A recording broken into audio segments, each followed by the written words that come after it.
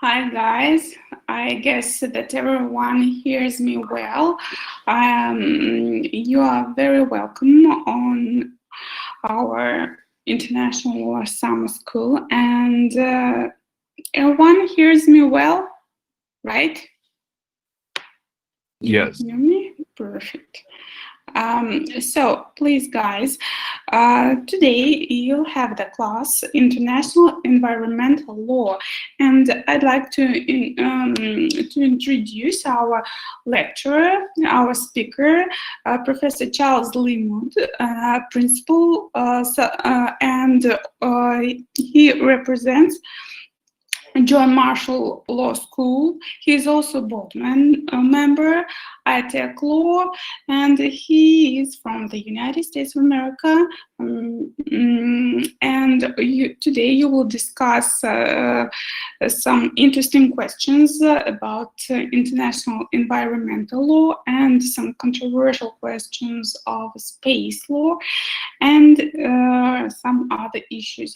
Of course, you got all the necessary materials that our professor shared with us. He was very kind to give the materials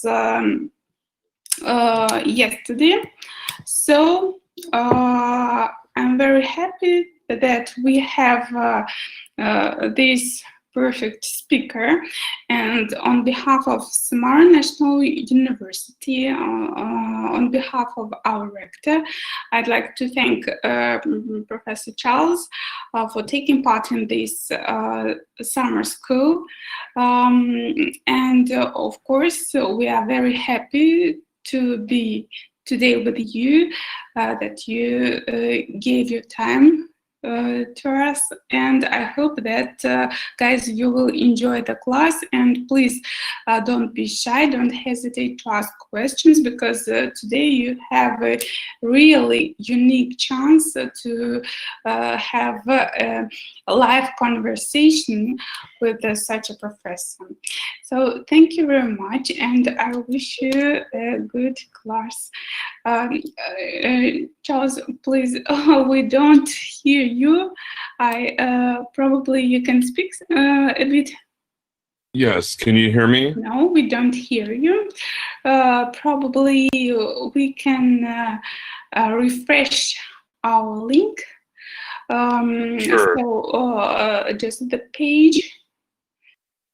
All right, hold on just a second. If it is possible.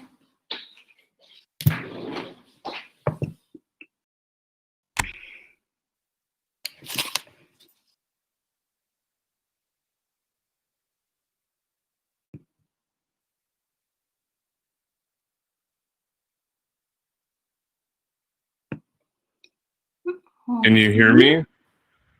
Can you hear me? No, we don't hear you.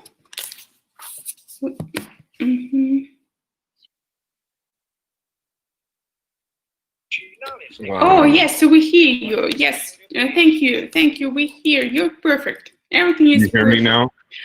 So now everything is okay. We hear you, Charles. Thank you very much. And we are going to start our class right now. Thank you, dear Alm. And now we see the presentation. Yes, we see your screen, and probably if it is possible, probably you can make it bigger a bit. Yes. And you can definitely hear me now? Yeah. Okay. Examples как работы, где они All right. Shall I begin, Anna?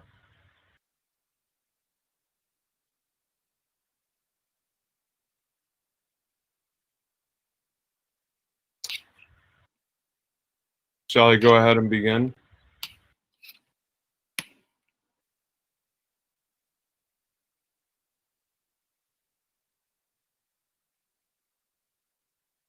Okay. Can everybody hear me okay, I guess? What I am going to do is go ahead and start talking about international environmental law. I want to...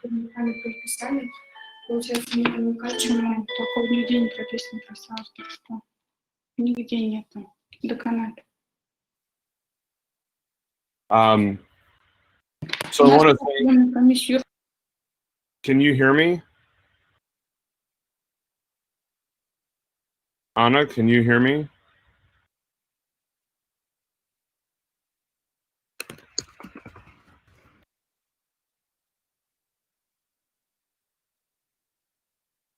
All right, very good. So I want to thank the university for having me. I want to thank Anna for inviting me, and particularly Professor Bogayev, the rector, for allowing me to participate. Today I'm going to talk about international environmental law. What I hope to do is go through some materials, engage in a dialogue, and certainly I would welcome questions as we go along. I would ask, given the way that my system is set up right now, that I don't necessarily see the written questions while I'm playing the full version of the slide. And so what I would ask is that you do put them in there, and we'll take a couple breaks, or just, if you are able, go ahead and feel free to stop me and ask a question. As was introduced, my name is Charles Mudd. I'm the principal and owner of Mudd Law. I'm also an adjunct faculty member at the UIC John Marshall Law School. Like you all, I like to take classes as well, and am currently taking classes as a graduate student at large at the University of Chicago. Today's class, the materials that you've received have the overview. I'm not going to go through and read what I have here. Hopefully you've already read at least the outline for the class today. And if you've had the opportunity, at least read the letters, the two letters, one that the comment that the International Dark Sky Association and my firm put together, and then finally the letter that I wrote to the United Nations Environmental Program. Of course, if you've read all of the materials that were attached, so much the better for you, and you'd certainly be a step up here. But the outline for today will be to talk about international law and its role, to move on to talking some about environmental law generally, and then talking about international environmental bodies, meaning different organizations. I'm going to hit on a few special environmental topics, one kind of passing, and then two others briefly. And finally, what I'm going to dive into toward the end is space and environmental law. Here, I definitely would like to encourage you to participate and provide input when we get to that point. But certainly, again, if you have any questions, don't hesitate to ask along the way. We will, as I said, take a couple breaks for just to step away, maybe a coffee, what have you. I hope that everybody is doing well, healthy, and safe. So let's dive in. What is international law? Some would characterize international law as simply the term given to the laws governing and determining the rights of independent nations during war or peace times. As we all know, in law, every word counts. In fact, in most places, I would argue, but definitely in where I come from, the United States, if a word is in a particular meaning or definition or statute, it's presumed to have been meant to be there. If there is a word omitted, there's a meaning behind that omission. So every word counts. So I would say, is this definition all of what international law is? I would rather characterize it as the legal relationship between nations and their peoples on the one hand, and other nations, organized groups of nations, and their respective peoples. So we do individually benefit from international law. There are international rights to a certain extent. It's not necessarily that we can appeal in our country's court for that all the time, but there are definitely individual rights that we can appeal to. It's definitely the relationship between countries with one another. So as I've said, this includes the rights of individuals as treated by and within their own nation. For example, human rights. So where a particular country may engage in human rights violations, the United Nations or the war crimes tribunals and so forth can bring those kind of charges against the leaders or countries. But at the same time, other nations it's when we can travel between other nations, when we can access the ability to travel abroad, and perhaps most poignantly, we see this during the COVID-19 era. As I show here, and I know the screen is probably small and you can't read the fine print, that's fine, don't worry about that. The point is just to see the graphic that there are now a lot of travel restrictions by different companies. The dark red is completely closed. The more of the pink is partially closed, which we see most of. The brown or beige is reopening soon, and the green, no restrictions. And this is as of a little while ago. It might not be current as of today. From the United States perspective, this little video shows a stark contrast. So prior to COVID, the green represents here the visa-free travel for citizens of the United States. And then when we turn to the darker screen, this one, it's when essentially when we are in the COVID era and where we can now travel, United States citizens can travel visa-free. So quite a difference. This is another aspect of where perhaps not so much a right, but where our individual rights are being affected.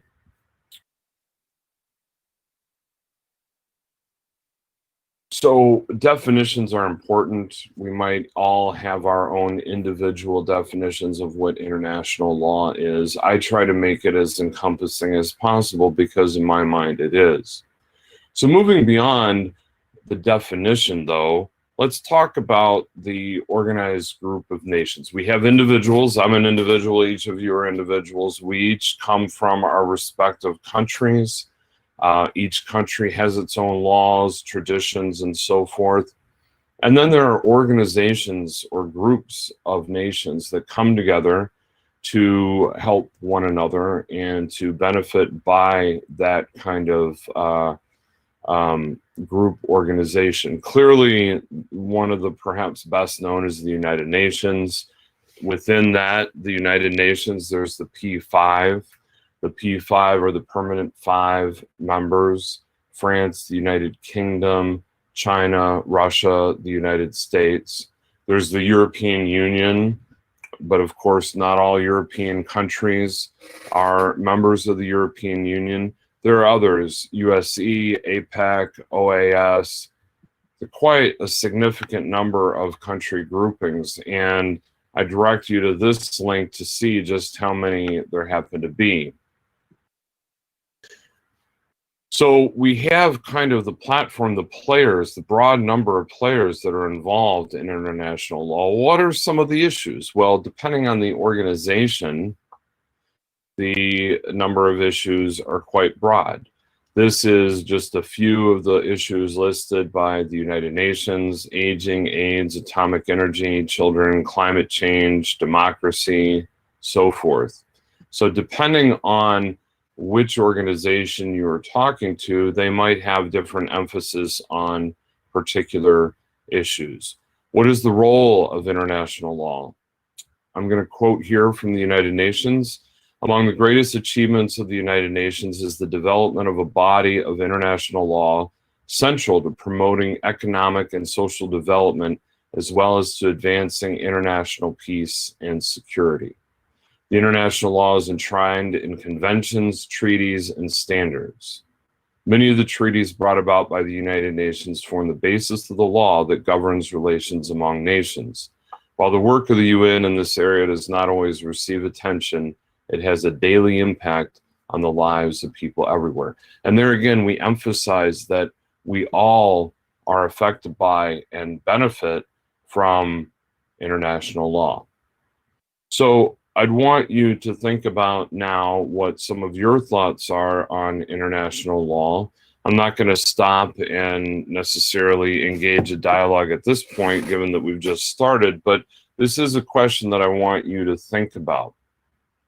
So let's turn to environmental law. What is environmental law? The law is implemented to protect the environment, perhaps. And I think that, again, when we think about the words and the definitions, the further that we add in additional criteria, the question arises whether we unnecessarily limit what we consider or should consider as the environment. So this is why I've come up with this just very brief, basic definition. What is environmental law? The laws, and by laws, I mean regulations, statutes, ordinances, treaties, what have you, implemented to protect the environment. One could ask, what are we protecting the environment for? Are we protecting the environment for humans? Are we protecting the environment as a whole for every inhabitant, every animal, plant, so forth? I would say that it is the whole ecosystem, the whole environment, but we'll get to that shortly when we talk about what is encompassed within the environment. Now, just like with the international law generally, and I know that you've taken some other courses or are taking some other courses on other issues, which I'm not going to focus on and dive into, but similarly, as there are any number of issues in just international law, there are likewise any number of issues in environmental law. And if we pull up the Center for International Environmental Law, you hopefully can see some of the writing, but I'm going to hit just a couple or a few. Climate is one, corporate accountability, extractives, finance and development, trade, toxics, human rights, and forests are just the 8 listed there. I want you to think about what is the key environmental issue for you. What is it that keeps you up at night? For me, apart from the one that we're going to get to shortly, space and the environment, probably of these here, the one that keeps me up at night the most, not that it really keeps me up, I'm speaking figuratively, of course, is climate change. And I am a big fan of the cold. I like my winters. Fall is my favorite season. Winter follows a close second, then summer and spring. So I am moving into my favorite seasons here, but at the same time, where I live, certainly the winters that I'm experiencing now are not the same as I experienced growing up as a child. So the climate change, not only for my own personal benefit, but the change in habitats is a significant issue for me. So I want you all to also think about what your issue is. Now, one of the things that we will talk about throughout this presentation is engagement. What do I mean by engagement? Engagement is all of us participating in one form or another with organizations to help become or create a better society, to protect the environment, to develop public policy that facilitates what our goals happen to be. So engagement throughout this course, this presentation, will be a key issue. And the Center for International Environmental Law invites you to participate. So I included this here where you can take action online, individual specific issues. As you see, if you can read, it's talking about the send a message to the Colombian government. Indigenous, the second one on the bottom, indigenous Singwar herders shot by Kenya Forest Service. Whatever the case may be, there might be an issue that appeals to you.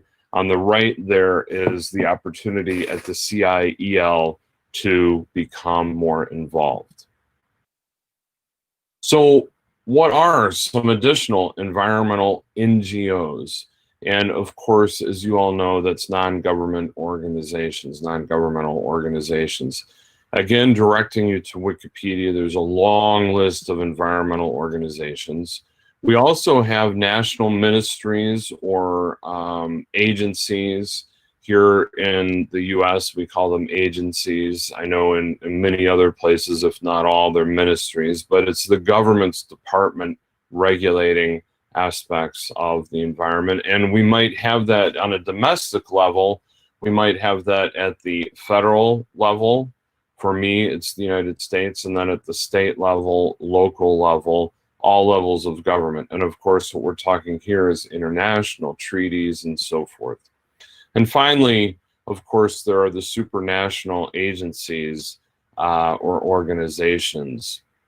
So these are the key, beyond the individuals, these are the key players in international environmental law, the non-governmental organizations, the national ministries, and the supranational agencies. Before we go too much further, I have cited Wikipedia a couple times, and so I just like to give a word of caution on Wikipedia and third-party sources. I myself am one that always likes the primary source. I think that's what we're taught in law school. But sometimes there is a source of information out there to at least direct us to further research, or at least to get us a start where people may have collected information and so forth. That, I guess, one parallel for me is genealogy. And genealogy is a study of family history. there's a lot of information online, but it's not all documented. And so there might be information that I appeal to that starts me on a particular path, but I am one that likes the source documents. And before I can say something for a fact, I want to see the evidence. So that's just my word of caution. I do use Wikipedia here. Certainly throughout, I'm going to use original source documents. But with respect to Wikipedia and other third-party sources, great basic place for information, but verify the facts on your own and so forth. But here we have as an example just the international NGOs, non-governmental organizations. International are listed, continental, excuse me, and then national non-governmental organizations. These are all environmental organizations, so there's quite a few. Let's talk about two: the Global Environment Facility and the United Nations. Now, Global Environmental Facility and United Nations are not necessarily non-governmental organizations. I'm flipping back to just general organizations. Let's talk about the Global Environmental Facility, established in 1991 by the World Bank, the UNDP, and the UNEP. It's become a partnership of 184 countries working together with institutions, civil society organizations, and the private sector to help tackle the planet's most pressing environmental challenges. UNDP and the UNEP particularly, we're going to come back to, but that's the United Nations Development Program and the United Nations Environmental Program. The GEF strives to protect the world's forests, land, water, climate, and oceans, build green cities, protect threatened wildlife, and tackle new environmental threats like marine plastic pollution. It seems like every year, or even more often than that, a new environmental issue comes up, or an issue that's existed, but it's just become to the fore. So that is, I guess, a good reason why there's so many different organizations out there. With 183 countries, 18 partner agencies, growing civil society and private sector collaboration and partnerships, GEF has become the world's largest public funder of environmental projects, with close to 30 countries pledging in 2018 a combined $4 billion for the organization.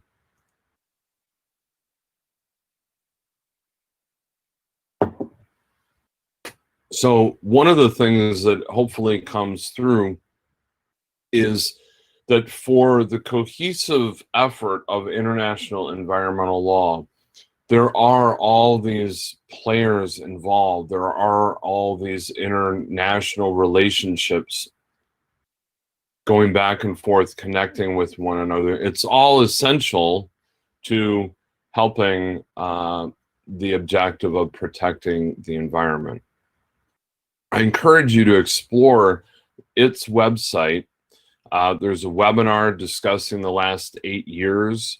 They do that in conjunction with celebrating the end of the presidency. The current president has been there for 8 years. They're transitioning now. So they look back over the last 8 years, very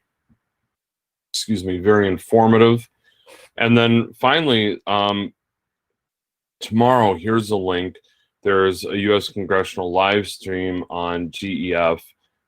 It's not so much Congress as people, congressional members talking, but people related to GEF discussing the organization and issues. So those are two additional sources of information. And I hope you don't mind that I am going to direct you to additional resources like this to supplement what you've heard here today, what you're going to hear today, and just to kind of give you a more robust package of information, trying to condense what could arguably be an entire semester or quarter course in a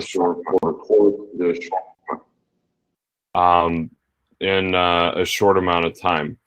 Hopefully you can still hear me, but I'd also like to talk about the private sector collaboration, because again, we mentioned talking about engagement throughout, and here's another opportunity for engagement where the GEF does collaborate with the private sector and invites that collaboration.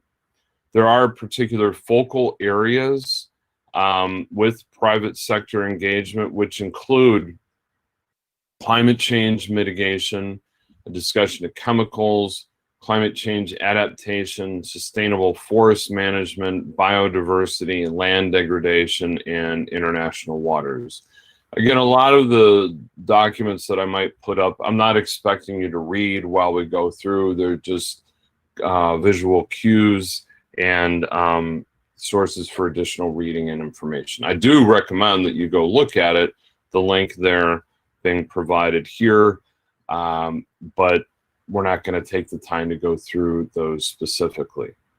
As I talked about, though, and I'll reiterate, not only do the organizations, not only are there a number of organizations, but again, they oftentimes focus on specific issues. Many of them overlap, particularly in the bigger areas such as climate change, but then there might be some specific nuanced issues that the organizations pay particular attention to. Next is the United Nations. We should all know the United Nations, the 5 permanent countries, as I mentioned. I see that I should have a comma after China and not a period.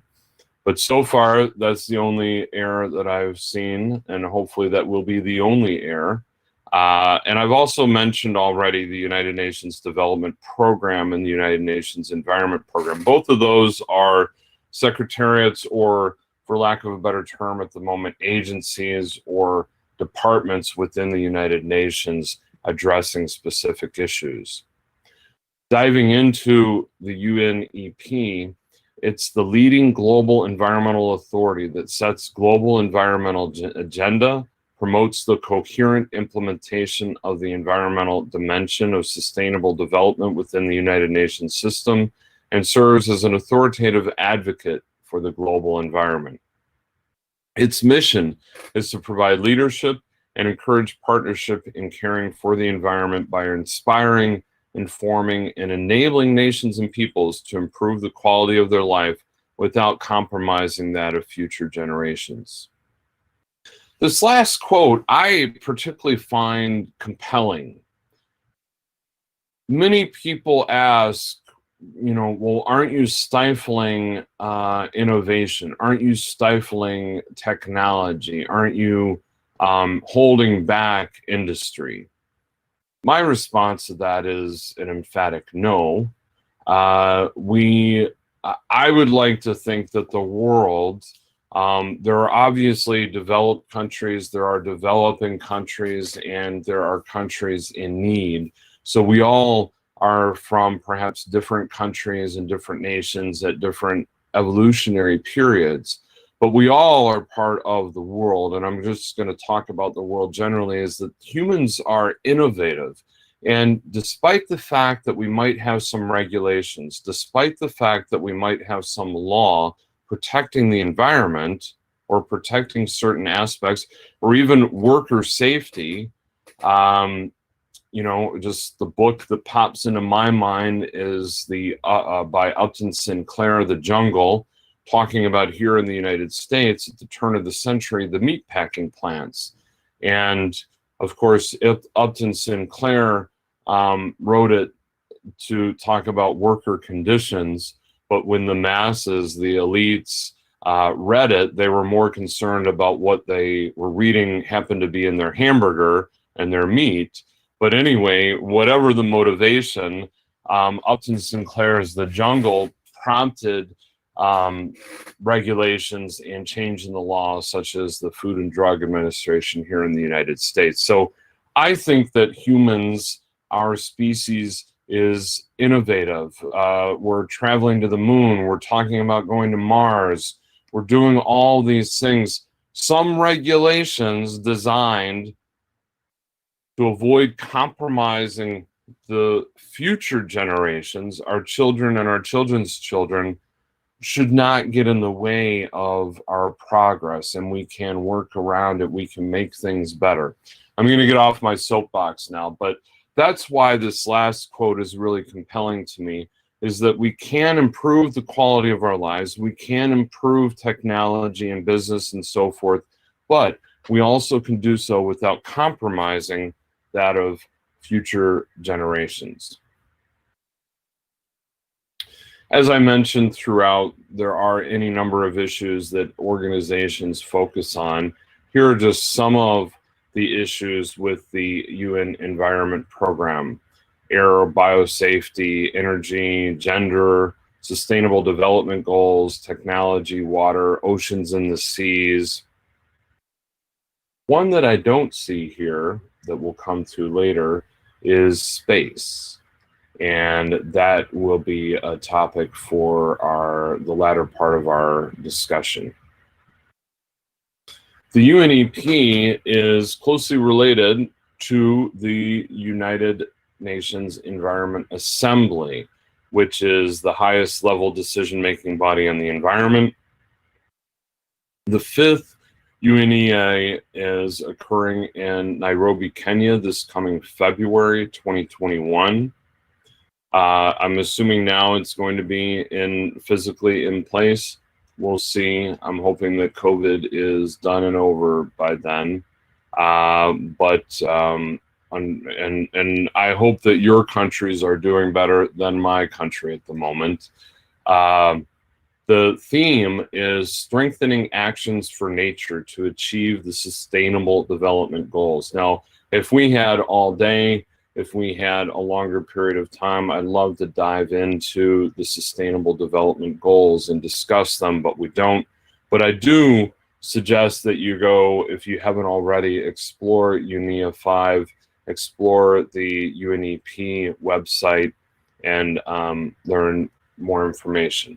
Again, engagement is a theme of this presentation and opportunities to do so. And there is private sector engagement through the UNEP. The link is below. I encourage you to explore that. Not only so that, one of the things that I guess I'm at a disadvantage is I don't know about all of you.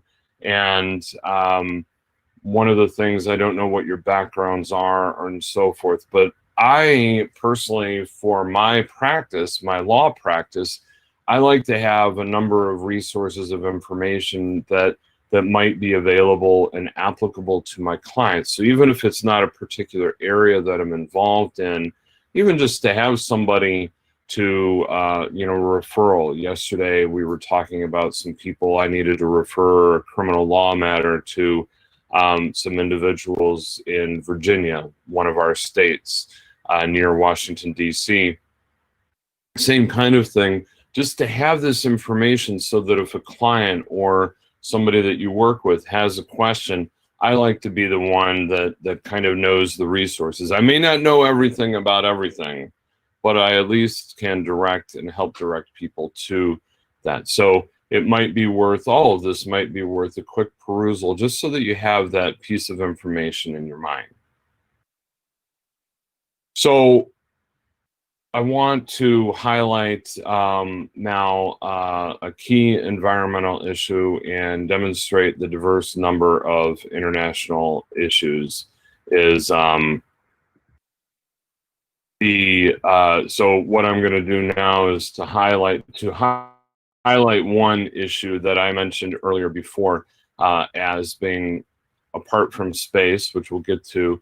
The one that is foremost in my mind environmentally is climate change. And there is also within the United Nations framework, or the United Nations body, there's the United Nations Framework Convention on Climate Change.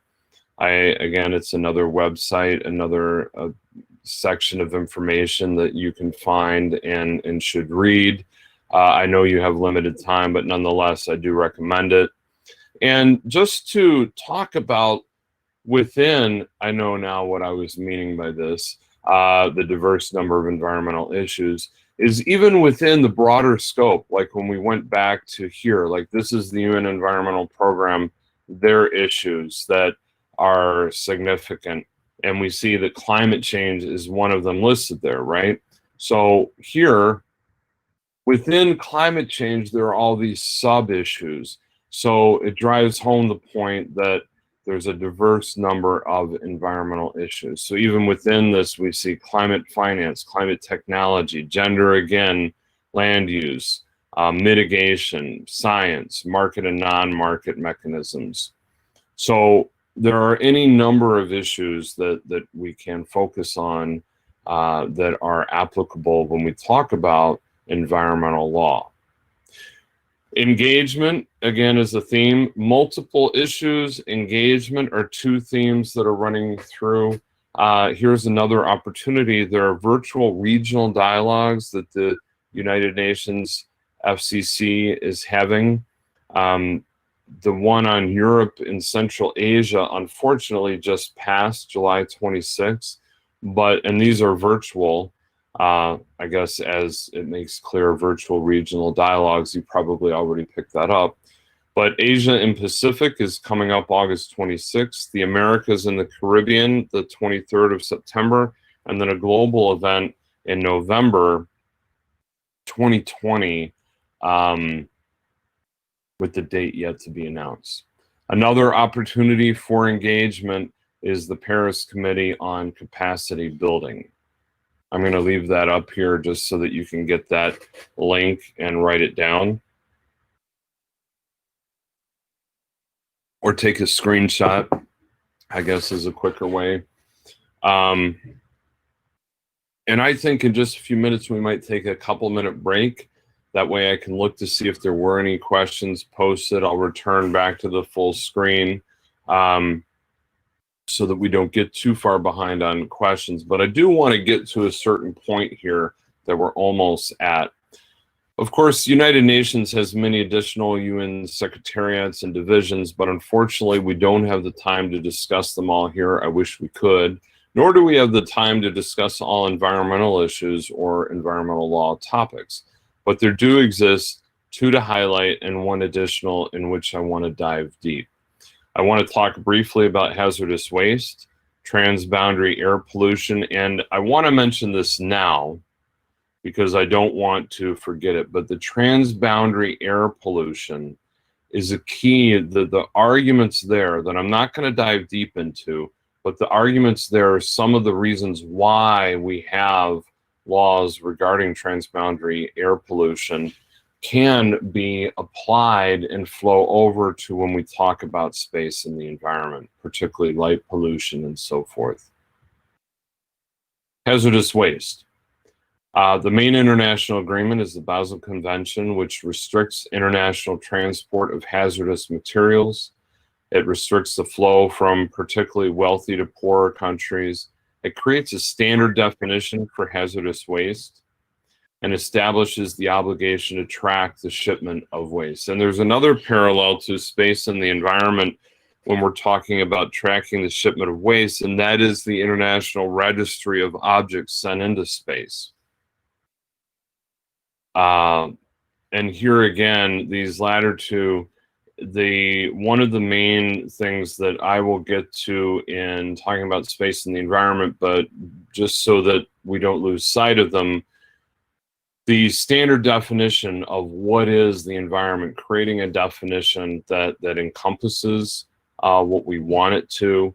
And two, again, as I said, the obligation to track shipment of waste has a parallel with the tracking of objects up in space. It also finally allows for bilateral agreements as well between different countries, organizations. And recently, after the agreement itself, there was the Basel Ban Amendment, which bans the export of hazardous waste from EU member states, the OECD, and Liechtenstein to all other countries. I see there's another error on a period and a comma, or rather a period where a comma should be. There is this article. I highly recommend it if you can obtain access to it. I will stay in contact with Anna, and I did reach out to see if I could obtain permission to distribute this article to you all at no cost. So if I do obtain the authority from the author, I will pass that on, if I may, to Anna, and she will forward that to you. Transboundary air pollution. One of the main agreements there is the Convention for Long Range Transboundary Air Pollution, the LRTAP. It was signed in 1979 and began becoming enforced in 1983. It was originally designed to deal with acid rain. Do many of you remember when that was such a big issue, and might still be a big issue in certain areas and so forth? But I remember growing up in the 80s, going through high school and college, that I'm dating myself here, that acid rain was a significant factor, which then obviously that timing, I just coincides with the dates 1979, 1983 on there. Although I'm not dating myself that much. I didn't start high school until 1982. But it was originally to deal with the acid rain that was caused by air pollution created thousands of kilometers away. So the air pollution from one locale would then result in the acid rain occurring thousands of miles or kilometers away. It has helped decrease harmful emissions in Europe by up to 80% and created a data and scientific infrastructure around monitoring air pollution. The convention has 8 protocols, each one dealing with different types of air pollutants. Again, as we talked about, even within an issue, there are sub-issues, there are sub-pollutants, topics, and so forth. Since then, there's the Gothenburg Protocol, which is the 1999 amendment to the LRTAP that sets emission ceilings on acidifying air pollutants. Here's another link at the bottom, and this is another portion of the United Nations, the UNECE.org. If you go to there, just search UNECE and Air Convention protocols, it should come up. Now, I want to take a break just for a minute, if we may. I'm going to refill my coffee here. I'm going to take a look at the questions that we have, if we have any so far. But what I want you to ponder as we kind of move into this next segment is why I have this photo here. Why is this particular photo part of the program? And the top gives you the words across the top, give you some indication, but I'm wondering if you have any thoughts.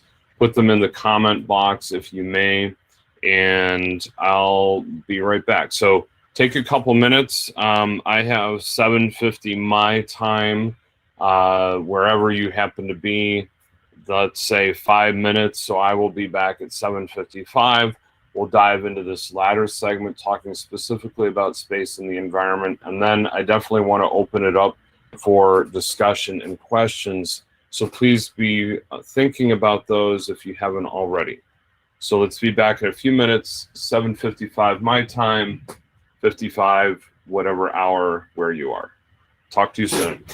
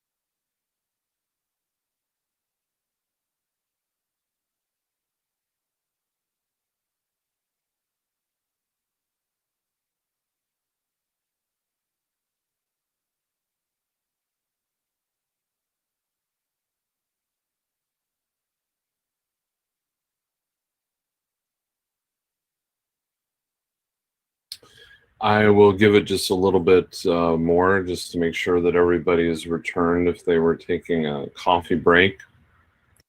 And hopefully, I'm presuming that everybody can continue to hear me unless I hear otherwise. I didn't adjust my microphone so that hopefully there wouldn't be an issue.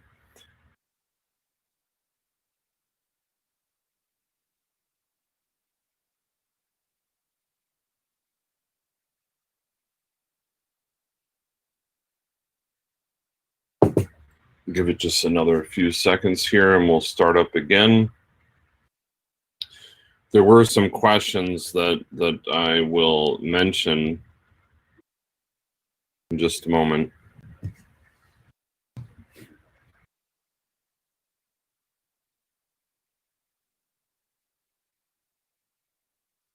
So I'm going to start now. Hopefully you're all back and ready to roll, so to speak. Environmental law, space, and the environment. There were some comments asking to define or inquiring about whether the definition of environment would be restricted to the Earth and the Earth-bound atmosphere. I want to hold that thought because I don't think so, and the latter part of the presentation here dives right into that. Also, there was a question, who is the responsible authority nationally and internationally? Assuming that we're talking about the environment generally, I think that internationally, there's really no organization that can necessarily, I guess the question is more on a national basis, if we enter into a treaty or a convention or some international pact, some law, then whoever is set up as that body to regulate that would be the international authority. But the problem with international law is how tentative it happens to be, particularly with, for example, let's talk about the space treaties, the 5 space treaties. The Moon Agreement has about 30 or slightly less than 30 countries having signed on to it, and it doesn't apply to anybody that's not signed on to it. And if you look at all of the space treaties, as with many, if not all treaties, a country can always exit from the treaty when they decide to. So there is no over compelling international organization that can enforce independently laws upon a particular country. That being said, there are situations such as human rights violations and others where certain people can be brought to trial even in absentia and so forth. But I think that international law is really tentative in the sense that it relies on the obligations or the cooperation of the states. But let's assume that you do agree to a treaty, that you do agree to a convention, then within that particular treaty and convention articulates what agency or organization is going to have the authority of enforcement and so forth. Many people have critiqued the United Nations as not being strong enough in terms of enforcement and the ability to impose regulations.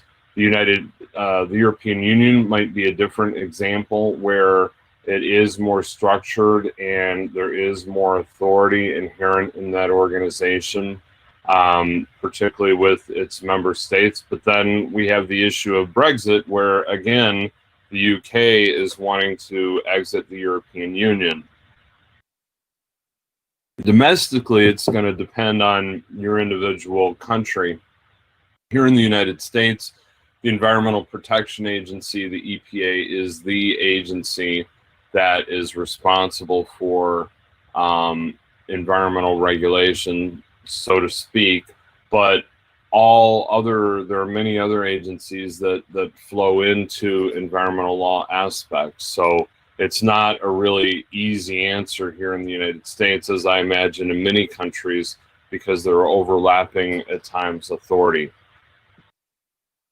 So why this photograph? Let's move in. That was a good segue then to returning to the first question that was asked about the definition of environment, bringing the very beginning of our presentation to here. Why did I include this photograph? Well, I took this photograph when my family and another family, friends of ours, were near Yellowstone. This is we rented a house in Bozeman, Montana, not too far from Yellowstone, and out in the woods and so forth. So this is out in the woods, and you can see the sky glow off to the left, the bottom left, but you also see a streak across the sky. That's not a natural streak. And the importance of space and just generally, it kind of brings together for me all of the issues that I want to talk about in this latter part. So sky glow. When we talk about environmental law, and one of the questions was asking what is the international body or the national body. It even goes down to the local level, right? So there are, and that is an important critical component of environmental law, and the flow of one particular jurisdiction perhaps to another, even on a microscopic level.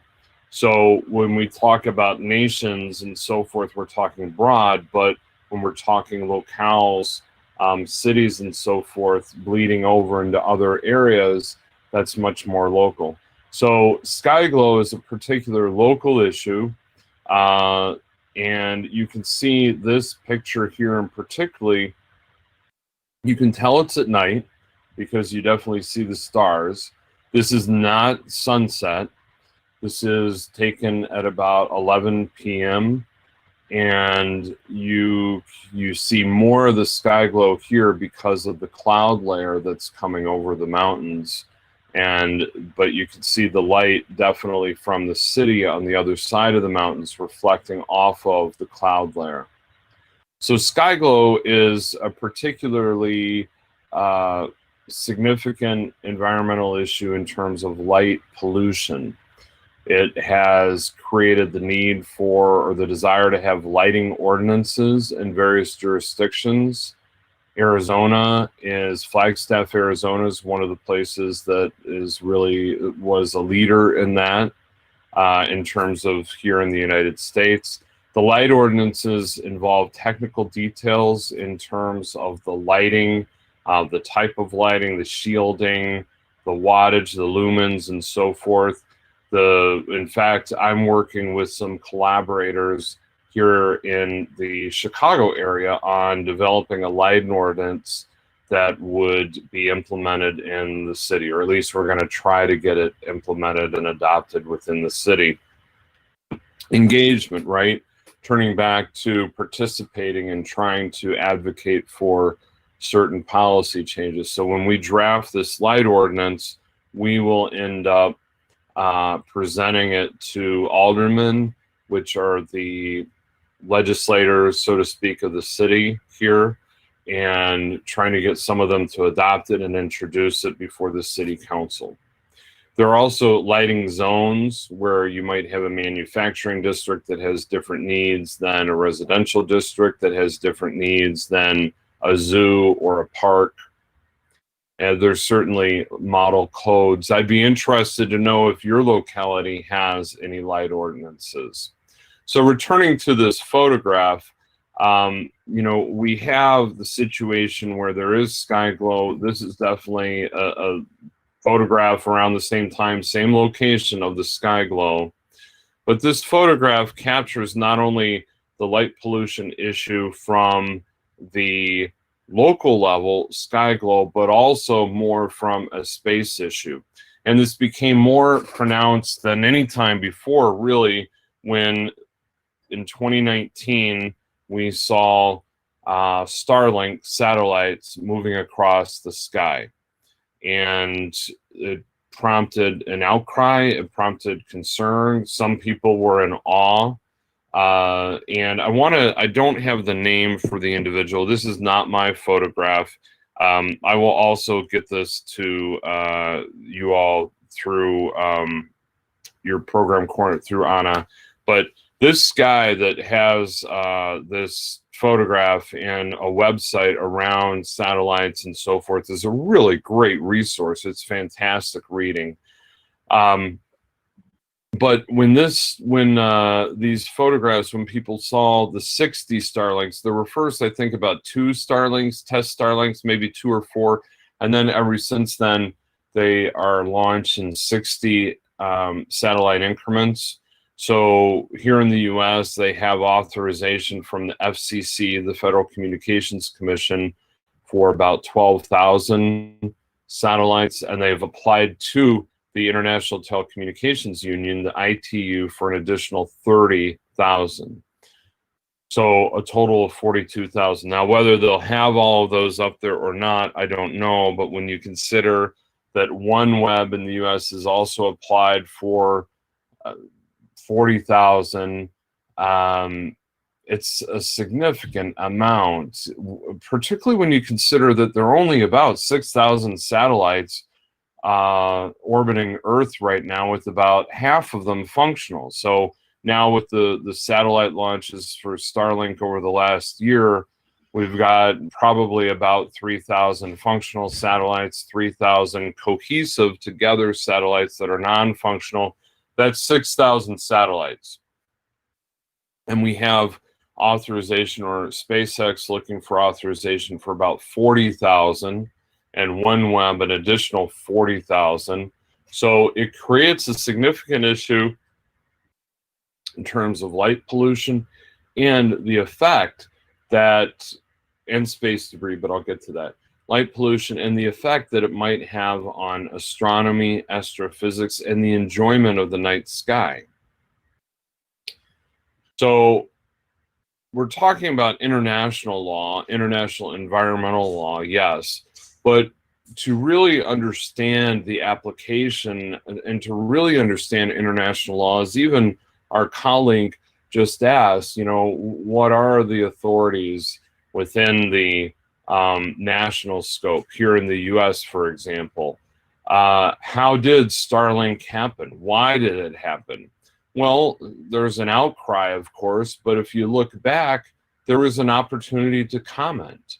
And so we need to understand at times how things occur domestically to understand how we can address them on the international scale. So in the US, the Federal Communications Commission regulates the operation of satellites over the US in communicating with US ground stations. So it applied for a license in the International Bureau for authorization to operate Starlink satellites. You can see that there's additional information, when the last action date was, the date filed. There are opportunities to file comments or objections or responses. Here is a list. I don't expect you to be able to see this or read it. Don't try to strain your eyes. But there are any number of comments that were submitted with respect to the SpaceX Starlink application. There's Space Norway, Telsat Canada, Worldview Satellites. But even though it affected, and really it's a dramatic effect on astronomy and astrophysics, there were no comments from astronomers or the astrophysics community related to this particular issue. And it's been asked in a recent conference that I attended, the question was asked, how come we astronomers are so late in raising the problem only after the first launches? Very good question. Again, the Starlink occurred and somebody could have been paying attention and looking for information about that, but there wasn't. And it sometimes is a quagmire in the United States and other countries about who is exactly responsible. As I mentioned, there's an overlap of concerns. The FCC in the United States is not the only agency that has authority over what occurs in space. You've got the FAA, which is the Federal Aviation Administration, NOAA, the National Oceanic and Atmospheric Association. NOAA regulates Earth satellites that look down on Earth. You have our Department of State, Department of Commerce, Congress, the National Telecommunications and Information Administration, which is part of the Department of Commerce, congressional committees. So you've got a lot of players, even within a single country, dealing with these particular issues. Nonetheless, operations of satellite are predominantly regulated by the FCC in the United States. And you can search filings and proceedings here. You can search for Starlink. It might present different lists of documents. And the reason that I want to show these is just that you can search, you can pull up a list, you can explore, you can actually see the documents. But the main point is getting to a point where, yes, you can actually file comments and express a comment. Here is the Federal Communications Electronic Comment Filing Service. Beta.regulations.gov in the US allows many people to comment on a lot of regulatory filings with a number of agencies. The FCC, for whatever reason, doesn't use that, regulations.gov. It has its own system here, ECFS. So you can search the particular proceeding. And, you know, I showed here the reason that I had this is you might search for orbital debris, for example. You might pull up one document. You get the docket number right here. And then you'd go here, search for the docket number. It comes up, mitigation of orbital debris.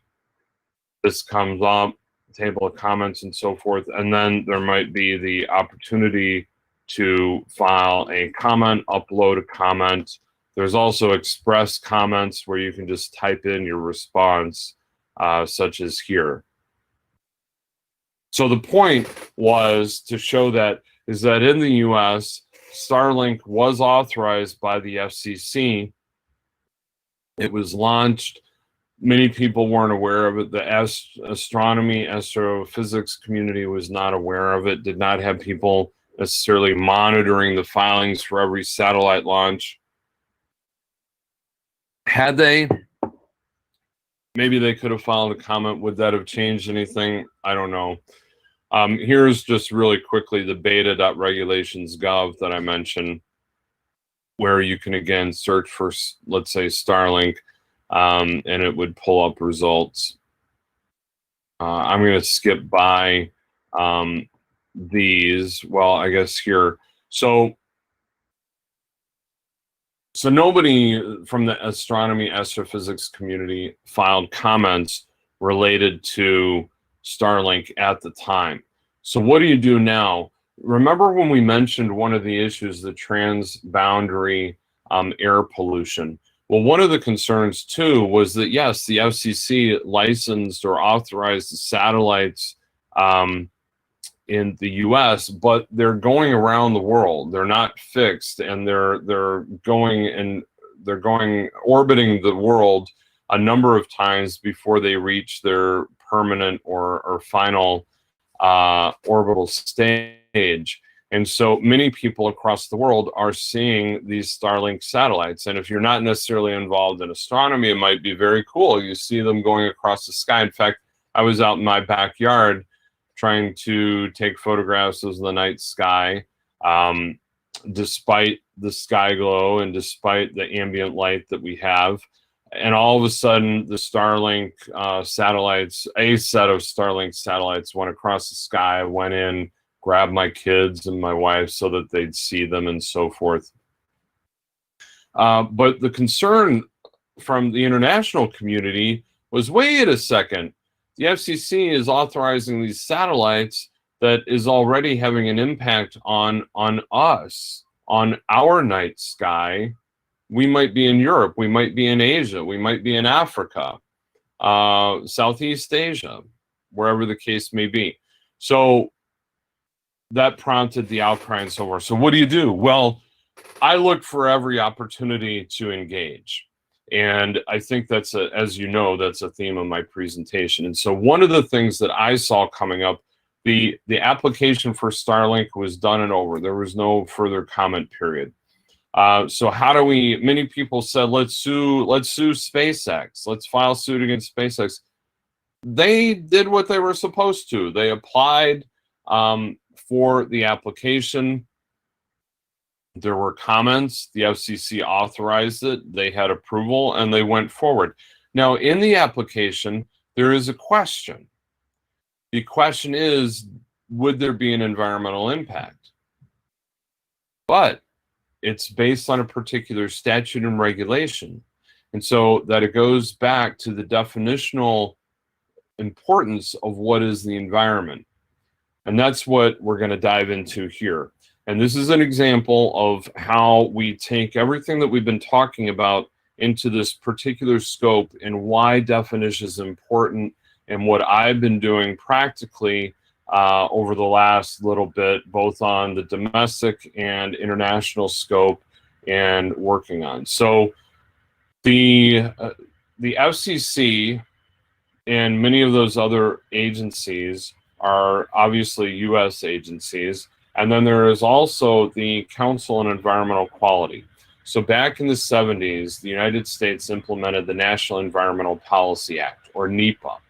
It created the Council on Environmental Quality, which, for better or for worse right now, is within the division of the White House. So the president controls the Council on Environmental Quality, more or less. There are members on the board, but it's part of the White House.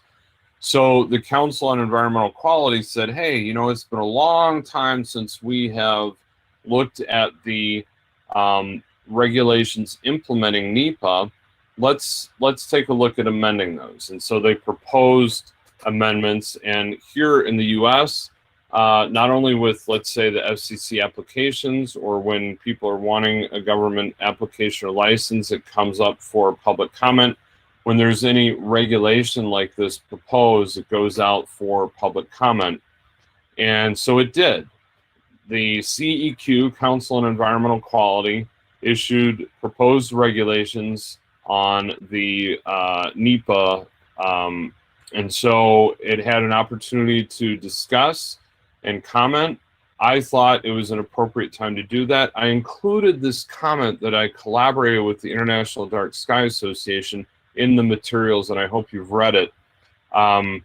So we drafted it and filed it. Now here's another quick quote from another astronomer. A few years ago, I visited the U.S. Senate committee staffers to urge astronomy funding, and the chief staffer for the committee said, "We love you astronomers, but we hear from you only once a year. I get a call from Lockheed Martin every day." And that goes to the lobbying and the effects. That being said, in the United States, we do have the American Astronomical Society, AAS, that does have a public policy aspect and does lobby and are heavily involved right now in dealing with the satellites and actually working with SpaceX. So I want to give a shout out to SpaceX for being so collaborative with the AAS and so forth. I'm going to skip over this. So I mentioned the effect of astronomy and astrophysics. I'm not going to get into the science on that right now. I'd love to, but SatCon 1 just occurred this summer, June to July. You can see some of the presentations, the science. not the live video, but their PowerPoint slides and so forth at the link below. It was the AAS and the National Science Foundation's NORAD Lab that put that together, and there's going to be a SatCon 2 coming up. But if you're interested in the science, I highly recommend you going to AAS.org or just Google SatCon 1. So CEQ and the NEPA, I told you a little bit about the background. The FCC interpretation of that environmental question, basically the FCC's interpretation is that most of what they do has nothing to do with the environment. That's, in summary, the FCC's perspective in their regulations. They haven't updated their regulations in decades, and their perspective is, as it was back then, most of what we do has nothing to do with the environment, which I disagree with completely. And I would argue that it's possibly, no, not even possibly, I'm going to say it's inconsistent with the CEQ implementing regulations, even as they exist. So here we have the definition under the CEQ regulations of human environment. Now, I want you to stay focused on these definitions because they will come into play when we circle back from the domestic to the international side and the UNEP. Remember, United Nations Environmental Program. So under the CEQ regulations, it defines human environment as the interpreted comprehensively to include the natural and physical environment and the relationship of people with that environment. This means that economic or social effects are not intended by themselves to require preparation of an environmental impact statement. But the first sentence is key. Human environment shall be interpreted comprehensively to include the natural and physical environment and the relationship of people with that environment. And then it directs to see the definition of effects. Effects include direct effects, which are caused by the action and occur at the same time and place. Remember, when we talk about statutes and regulations, wherever you happen to be, words matter. Indirect effects, which are caused by the action and are later in time or farther removed in distance, but are still reasonably foreseeable. Indirect effects may include growth, inducing effects, and other effects related to induced changes in the pattern of land use, population density, or growth rate, and the related effects on air and water and other natural systems, including ecosystems. Here's, again, part of B. We went from A to B. This is part of B still. Effects and impacts as used in these regulations are synonymous. Effects include ecological, such as the effects on natural resources and on components, structures, and functioning of affected ecosystems, aesthetic, historical, cultural, economic, social, or health, whether direct, indirect, or cumulative. Let's pay really close attention here. So even in this definition of effects, there's an aesthetic component to the effects. So if something is having adverse effects on aesthetics, historic aspects, let's say there's a big issue here in the United States, Native American lands, tribal lands, somebody, a company or something coming up, disrupting the tribal lands. That might be a historic cultural effect, economic, social, or health. Effects may also include those resulting from actions which may have both beneficial and detrimental effects, even if on balance the agency believes that the effect will be beneficial. So what we did in proposing a comment to the CEQ proposed amendments. So we have the NEPA, which is the overarching statute. It created the CEQ, said, hey, go out and implement regulations to enforce NEPA. It did. It's been a while since they were amended. The CEQ, currently under the Trump administration, said we need to amend these. If you look at the proposed amendments, generally they're anti-environment in my mind. And so the International Dark Sky Association and Mud Law, my firm, we collaborated to submit a comment and propose changes to where, going back to effects, so this part of effects, adding right after aesthetic, adding astronomical, such as the effects on human enjoyment of the observable dark sky, optical astronomy, radio astronomy, and space debris.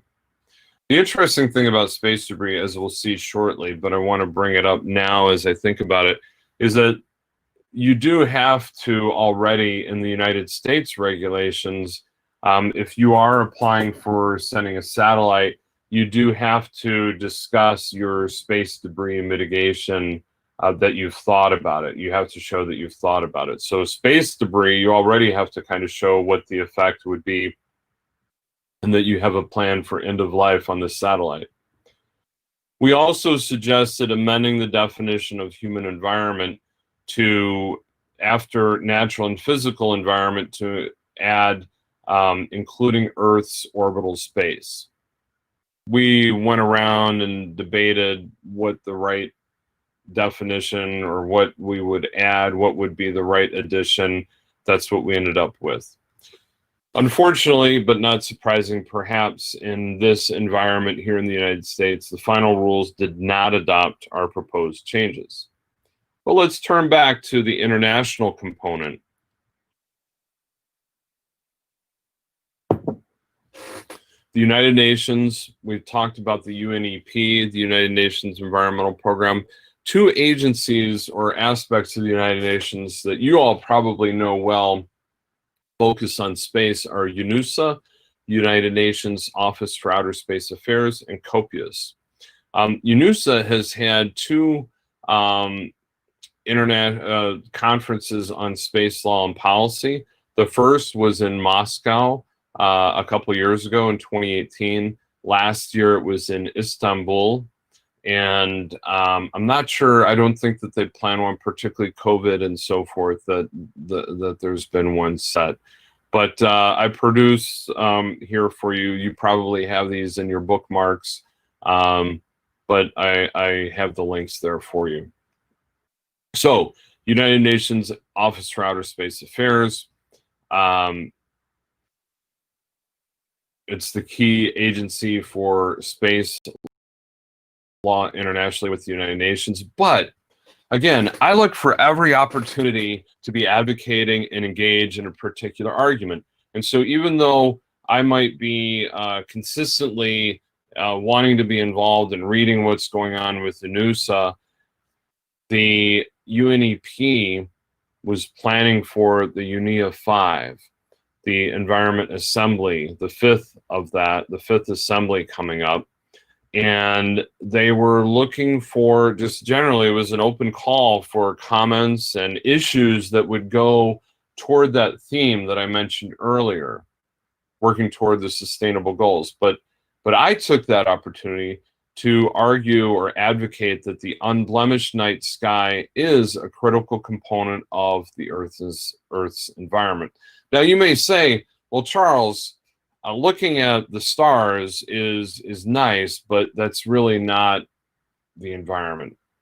I would disagree, as we've tried to make out not only in the comment that the IDA and Mud Law submitted to the CEQ, as I also mentioned in the letter to UNEP, we're not the only animal on the planet that uses the night sky for navigation or that depends on the night sky. And as those coordinates and the satellites are disruptive and changing things, it's not just astronomy. It really is the ecosystem, the environment here on Earth that relies on the night sky. So it's not a stretch at all to talk about the night sky as being part of the environment that animals on the Earth use as part of their living.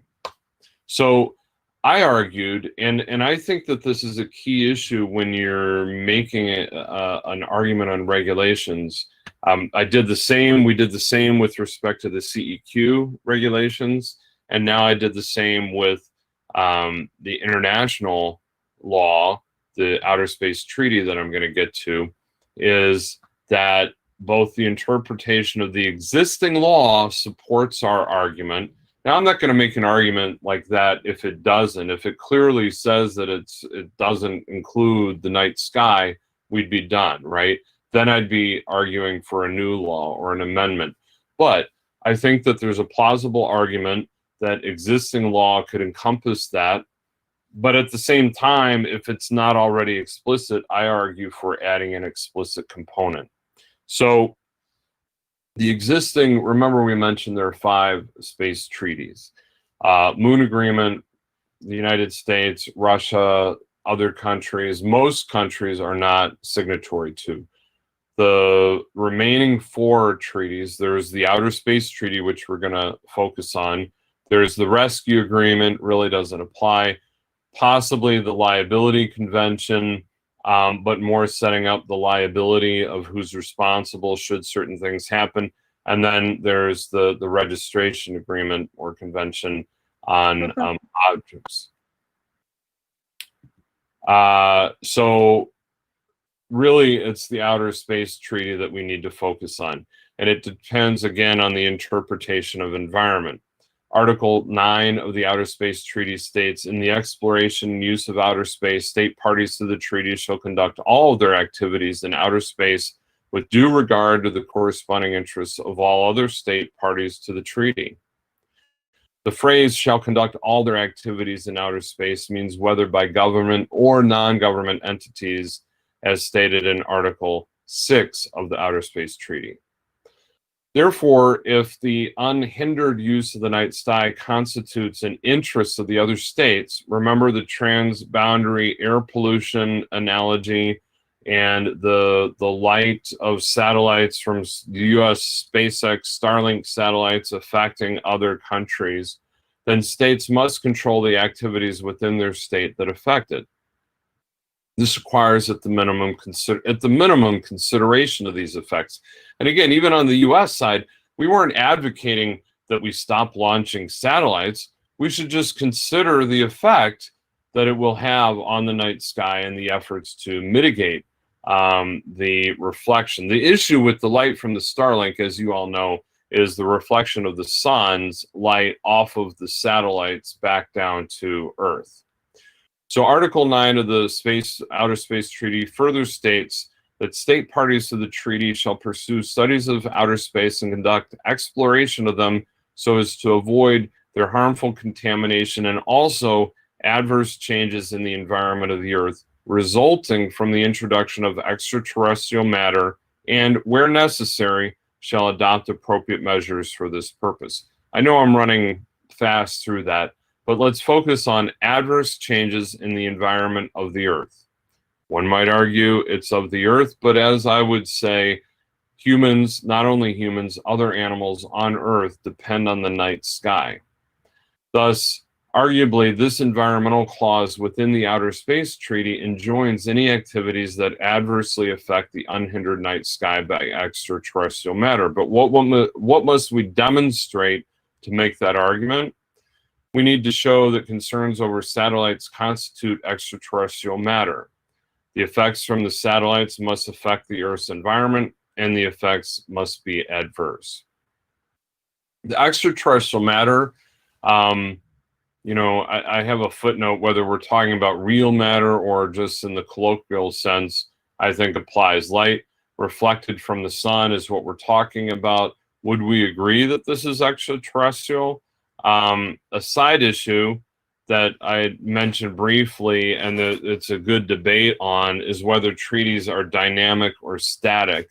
And I would like to think that they're somewhat dynamic, like the Constitution in the United States. It was written in 1787. Certainly there have been amendments since then, but it's dynamic in the sense that the rights provided therein can apply to new times and not, you know, be outdated 10 years later. So I would hope that they are dynamic, or at least quasi-dynamic, and not static and fixed in time, because that really limits their application. I welcome your thoughts on that. And I will get to questions coming up here again shortly, and comments, and let's have a dialogue. So returning to what we must demonstrate, we identified that the concerns over the satellites constitute extraterrestrial matter. We need to show that the effects from the satellites affect Earth's environment and the effects are adverse. So the environment includes the night sky. We can see this in human history. Remember, on the CEQ side, the aesthetic, the historical, the cultural, we've used the stars for millennia.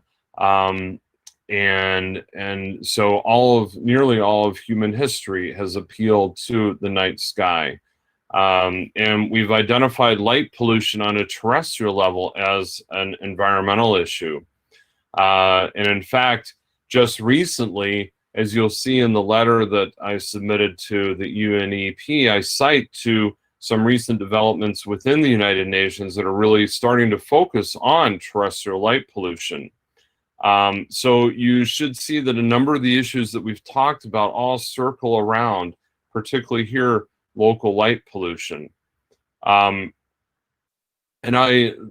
this is in the material that I gave you, so I'm not going to read through this now, but this is a quote. I think it's really a good one, highlights the involvement of not just us, but other animals, birds, so forth, in the environment and using the night sky. So light pollution from terrestrial sources is an environmental issue. What of extraterrestrial light? Again, humans are not the only animals to follow the stars. On this discovery, some people argue that we've only reached the tip of the iceberg, so there's a lot more to learn. So I argue that extraterrestrial light pollution is an environmental issue, and the effects are adverse. Returning to the Outer Space Treaty, if a state party to the treaty has reason to believe that an activity or experiment planned by it or its nationals in outer space would cause potentially harmful interference with activities of other states' parties in the peaceful exploration and use of outer space, it shall undertake appropriate international consultations before proceeding with any such activity or experiment. Wouldn't we think that this requires here we have the treaty. The United States, as many countries, are signatories to the Outer Space Treaty. We're talking about the application of international law to domestic, right? So we have the international law, but domestic law has to comply with that. And so wouldn't we think that the Outer Space Treaty, to which the United States is a signatory, would require United States laws to implement that, such that if we're sending something up into space, that it would at least ask, would it potentially harm activities of other states in the peaceful exploration and use of outer space? I would say, yes, we need to ask that question. And then, if we also consider that reflected light from the satellites might, and I direct you again to SATCON 1, does have an adverse effect on astronomy and others in the useful or the peaceful exploration and use of outer space, there should be the consultations. So I proposed that UNEP 5 recognize Earth's natural, and these are the principles that I articulated, Earth's natural environment includes the unblemished night sky and its visible elements. Conduct negatively affecting the unblemished night sky and its visible elements necessarily imposes an adverse environmental impact, and efforts should be implemented to minimize, if not prohibit, and mitigate adverse environmental impacts on the night sky. But as we discussed, I argue both that existing law encompasses the desired effect by interpreting the Outer Space Treaty, but I also said this is an opportunity for articulation that should not be overlooked. So with light pollution having been addressed, I do want to get to any questions or comments, but I'm feeling that I'm running out of time, and I do want to hit space debris. So if we can continue just a little bit further, then I'll open it up. I'm certainly open to talking and discussing questions that you may have as long as you may want, well, relatively speaking. So space debris. If we've agreed that space constitutes a part of the human environment, and I would argue it does because we use the space, the night sky, or that we must protect the orbital environment to the extent it affects humans on Earth, then the question arises whether the orbital space around Earth constitutes a part of the Earth's environment that needs protecting even where the pollution remains unseen. I would suggest that a parallel to ocean pollution or the plastics exists. We may not see it, particularly those landlocked, but it exists. There's a heck of a lot of plastic in the oceans, and we can see those islands of oceans. I think there was a guy recently that made the news was going to try to swim through the junk out there. So anyway, let's look at the numbers. This is a monthly number of objects in the Earth orbit by object type. 2 dimensions, though impressive, does not really fully represent the issue. So let's look at a 3D model over time.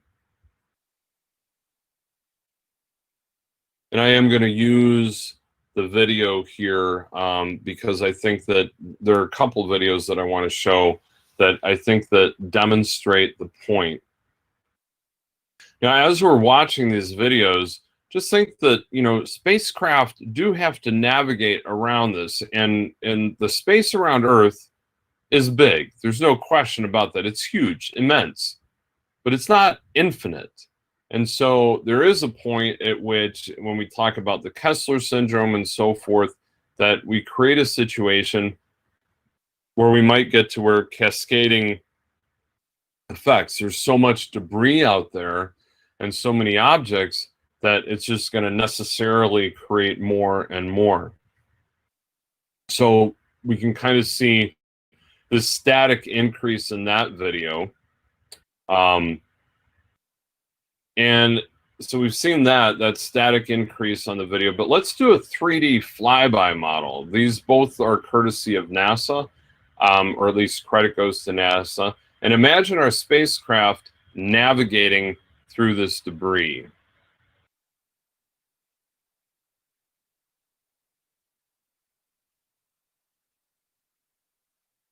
So one could perhaps take the perspective, I don't, that if we throw things into space, it's no longer our concern. It seems what we have done with respect to the oceans in many cases, not been concerned about the effect that plastics and other things or fuel and so forth have on ocean life, the environment. But our whole ecosystems are so fragile and so interdependent that we can't ignore the effect that we have in the oceans. And I would argue, given particularly that we want to continue using the orbital space around Earth, that we can't just simply ignore, whoops, sorry about that. We can't just simply ignore what we throw up into space and not think about it. I mean, not only some of that stuff does come down, and yes, most of it may burn up when it re-enters the atmosphere, but not all of it burns up. And it just, I mean, looking at this, it drives home the point to me that, okay, maybe we should do something about space debris. Maybe we should do something about controlling the environment. And yes, there are space debris regulations and so forth, and that's one aspect. But even looking at this, I'd like to think that this visual demonstrates the need and the effect that we should have when we're talking about adding another 50,000, 100,000 satellites, that if we don't do anything that are going to reflect light, our night sky is going to really change. I encourage you to go to, let me try to finish this quickly. I encourage you to go to NASA and the different videos. Now let's look at the orbit across the size of debris. This is courtesy of the ESA.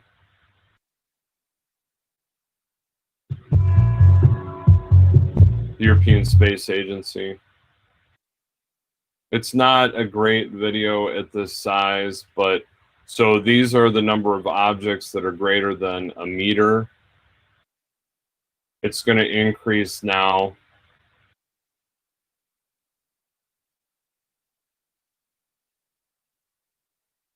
Just give it a second here. And this kind of shows the orbit of objects and the number of objects depending on the particular size of the objects. And that's a critical component too, because as I'll get to, and we are nearing the end here, you know, any small object, a paint fleck or a paint fleck can impact and has impacted the space shuttle. So satellites or other objects that are the ISS that are taking humans into space can be impacted by even the smallest piece of debris in orbit around the Earth because it's traveling at such a significant velocity. And here we have those objects greater than 1 centimeter. I'm going to skip ahead. And then I think the final should be 1 millimeter. If I'm not mistaken here.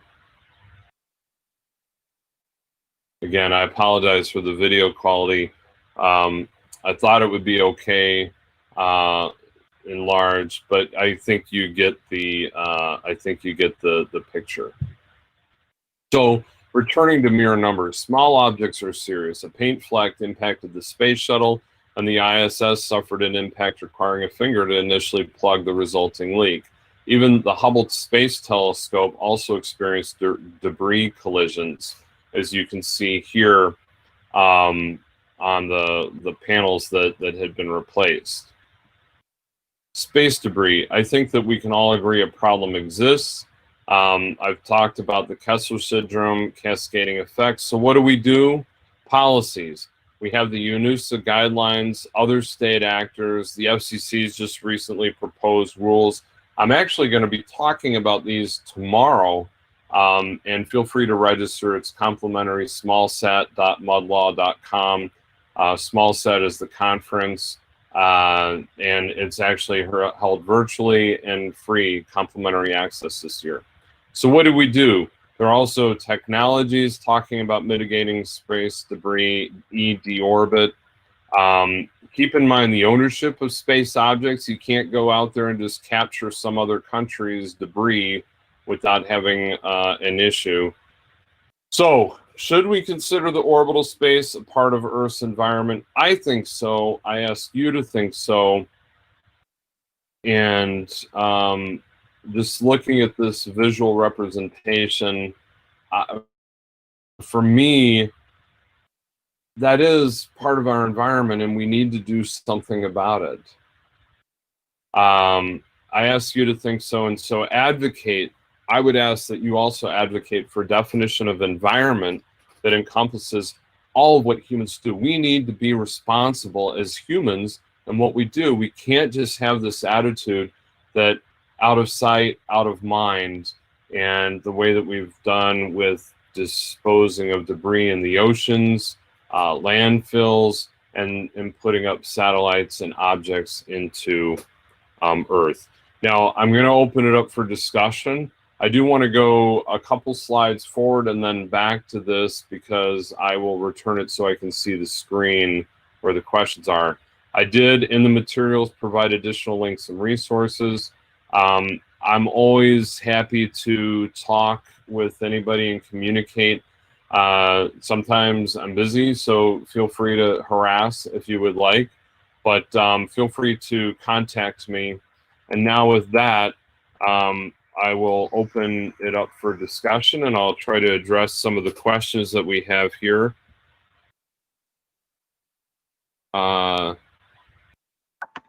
And I will see if there are any. Professor, I know you have to read questions, but I want to take advantage that I'm talking on the microphone to ask. what's your knowledge on natural resources and the link to the Moon Agreement and the Outer Space Treaty? Because I think they both are similar in ways regarding the states and their exploration of different resources. And I'm asking this specifically because Anna and me, we are writing an article on space mining or asteroid mining. So I'm very curious about this. That's a really good question. And so let me recap what I believe your question to be. You're wanting to know what's the relationship between like natural resources and the Moon Agreement, the Outer Space Treaty, in terms of mining and so forth of those resources. Is that correct? So what's interesting to me, and I mean, there's so much to try to encapsulate. I do think that the natural resources are a key aspect, and the resources of celestial bodies should be encompassed within the scope of what we talk about with natural resources. Now, there's an argument that some people make that the Outer Space Treaty prohibits the ownership of extracted materials. I don't think that the Outer Space Treaty goes that far in my own mind. It clearly makes very clear that no country, and including no party within that particular country, can own a celestial body. And so when we're talking about the moon or celestial bodies, we're talking about anything, asteroids, whatever the case may be. So I think the Outer Space Treaty is very clear that you can't own the celestial body as a whole. The question, some people would like to make the argument that the Outer Space Treaty applies to extracted minerals. I don't think it goes that far. The Moon Agreement clearly does, but as we've already articulated, not many countries are signatory to the Moon Agreement, and particularly the United States is not. And in fact, the United States and Luxembourg, there may be others, but those are the two that I know of at the moment, have enacted laws that quite clearly contradict the Moon Agreement. The United States has a law that basically, it's a very small portion of a larger law, but it basically says that yes, we can own minerals or resources that we extract from celestial bodies. So if we went to the moon and set up a station there and started extracting megalith or legolith and water, whatever the case may be, that we can claim ownership to that. There's a whole interesting issue about that, though, because you arguably can't own the land that you're sitting on and mining on the particular celestial body, but nonetheless, the U.S. and Luxembourg would like to argue that you can own what you extract. And I think that these issues need to be played out. To be honest with you, I would state that, it goes back to that quote that I felt very compelling, that allows the advance of technology without the restraint or negatively affecting future generations. And I think that we'd be naive to think that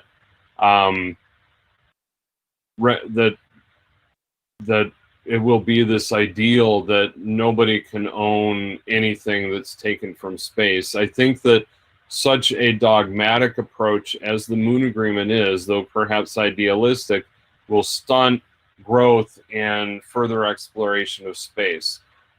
The companies that are pushing, like here for the United States, really the commercial sector is working with NASA to push further exploration with SpaceX and so forth. SpaceX having the rockets that can re-enter and be reused. We need that partnership, and without that partnership, I believe that our research would be stunted. And so we can't at the same time expect commercial partnerships and then tell them that they can't make any profit or they can't own what they might extract. So I ultimately think that we've got to have a balance. I think the Moon Agreement is idealistic, but it's not practical.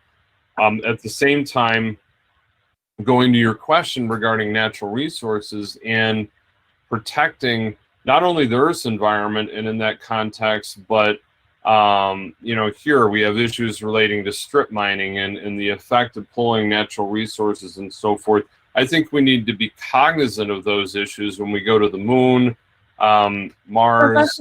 Actually, it could potentially be a solution for those problems. You would no longer have social problems, and maybe even the security and environmental issues could be handled in a different way. I was also thinking, if nobody owns anything outside of the Earth, wouldn't that be a perfect solution for, like, if it doesn't belong to anyone, then how can you have a concession? How can you ask for permission? And there are different types of mining, of course. Like sometimes you can take the whole asteroid, sometimes you just put holes like open pit, similarly, but in space. Right. Yeah. And I was also thinking maybe we should have some sort of international body that would be able to sanction whoever is exploring natural resources if they don't do it in an environmental caring manner. I am completely in agreement with you on that. I think that that's practical. I think it makes sense. I think that we should identify the concerns and the issues to be thought about when somebody is seeking approval to extract the resources or do mining or whatever the case may be. And they have to go through that approval process, show that they have addressed these things, that they're taking care of them, and then if approved, great. But if they do violate that, then there is the opportunity for sanctions. I completely agree with you on that. Do you think that the Moon Agreement is workable, or do you think that the practicality and realities are something between the Moon Agreement and you know, a free for all? I think the Moon Agreement allows for more than we think it does, and I think it will be workable with time.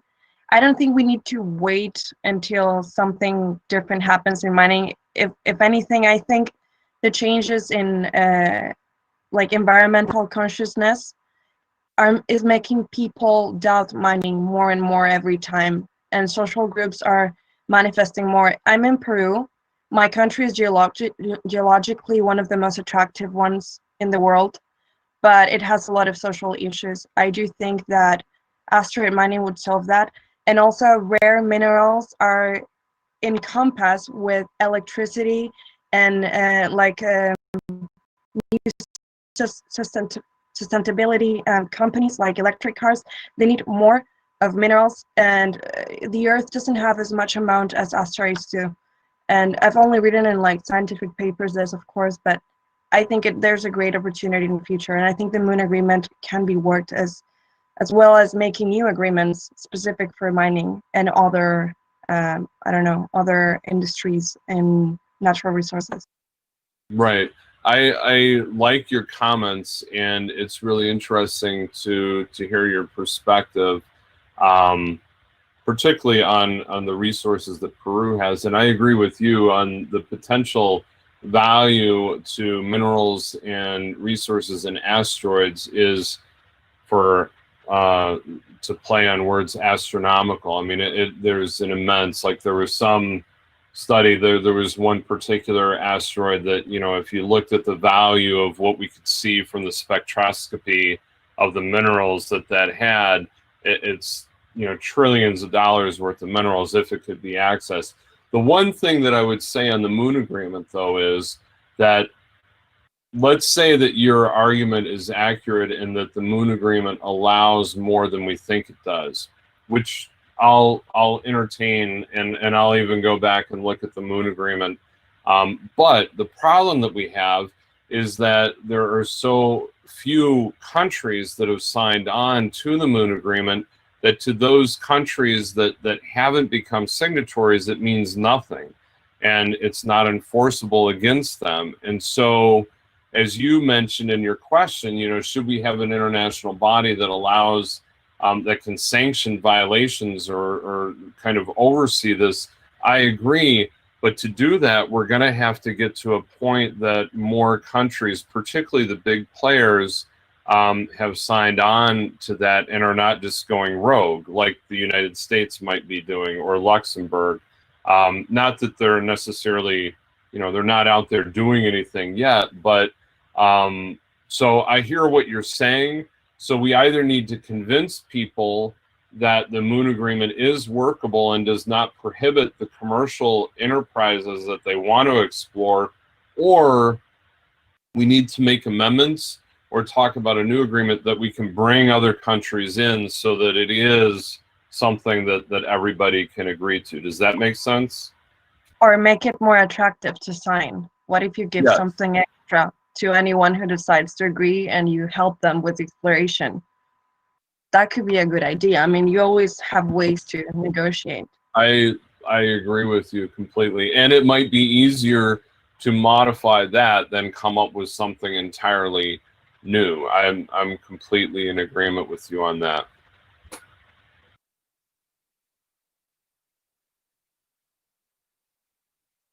Did that address what you were wanting to talk about? Yeah, I think it was very interesting. I will email you, though, because I think you have a lot of interesting information that I would like to read. Yes, please do.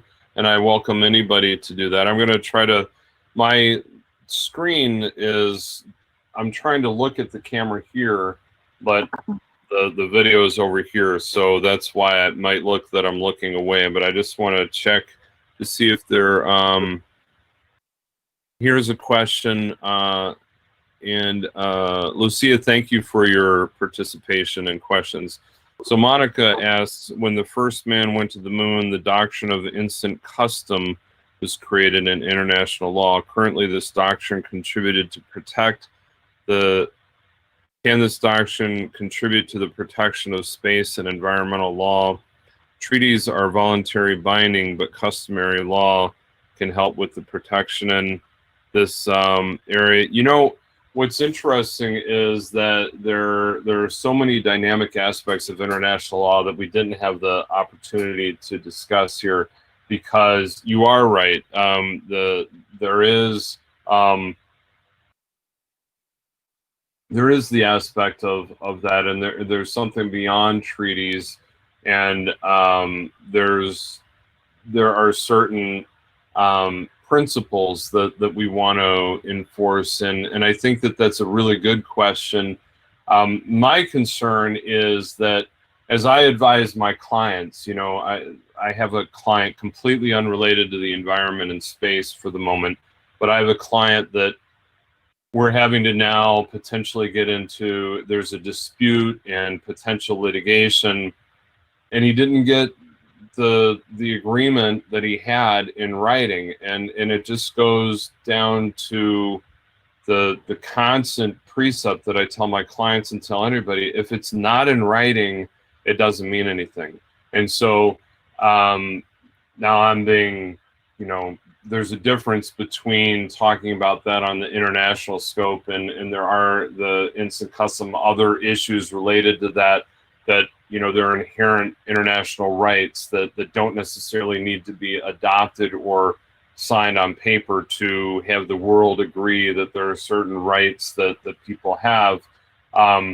But when you're talking on a practical level with individual clients, and when you're talking on a practical level in terms of countries abiding by things, I'd like to appeal to the higher good in these concepts, but I do believe that that we eventually need to get countries to sign on to particular treaties. But in environmental law, I mean, it's there are the customs, but then at the same time, countries are violating things even where there are laws written on paper. So I don't know if I'm necessarily answering that question, and I'd want to think about it more, but I really appreciate the comment. So there's a question: who will compensate if a functioning satellite or a satellite during launching is crashed by space debris?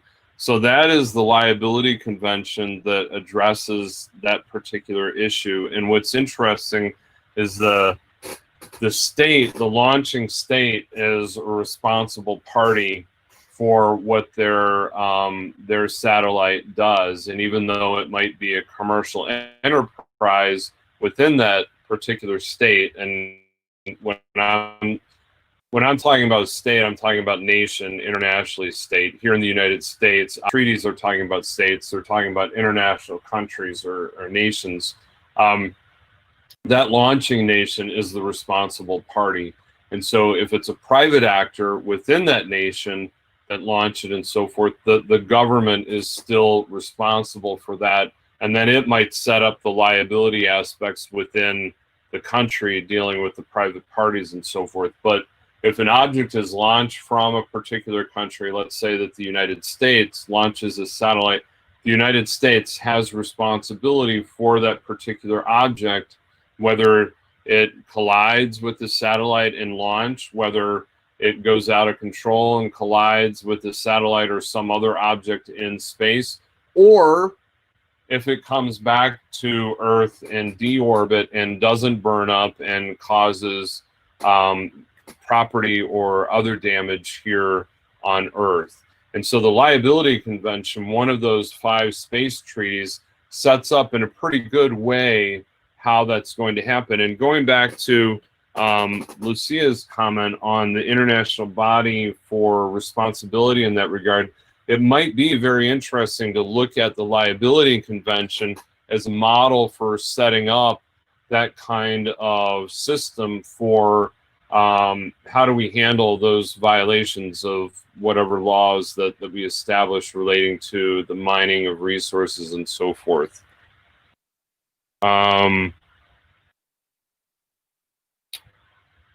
And Lucia, you had said the Outer Space Treaty and the Moon Treaty are quite linked. I think we talked a little bit about that, and I hear what you're saying on that. There are certain gaps between UN environmental law and UNUSO, how the situation can be handled when the situation, like uncontrolled satellite reentry, crashed on a land and made various casualties. I think that, again, I'd look at the Liability Convention is set up to address that, and I'd be welcome to hear comments now, although we're running out of time, or at a later time. Feel free to communicate with me on what your thoughts are on the viability of the Liability Convention. But that is basically the treaty that is set up to, again, handle those kind of situations. Does anybody have any other questions or comments?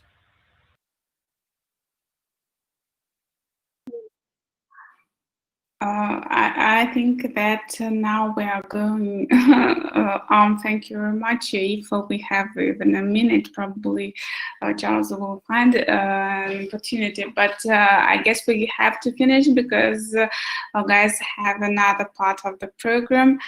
And of course, we want to thank you very much and for such an amazing lecture. And of course we are very happy to be with us today, and I hope that all the participants, from me, I enjoyed this class very much, and the manner of the lecture is very interesting, was very interesting. So I hope that everyone enjoyed this class, and I want, of course, to thank Charles, and I hope that we will collaborate in future for sure.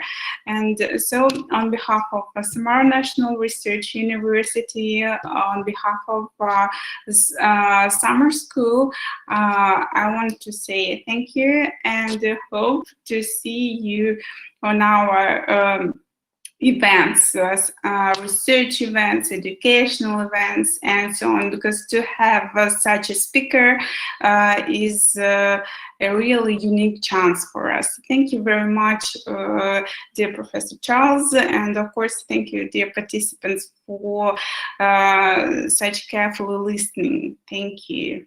Thank you. Thank you, Professor. Thank you. Stay healthy and safe, everybody. course, you too. You too, sure.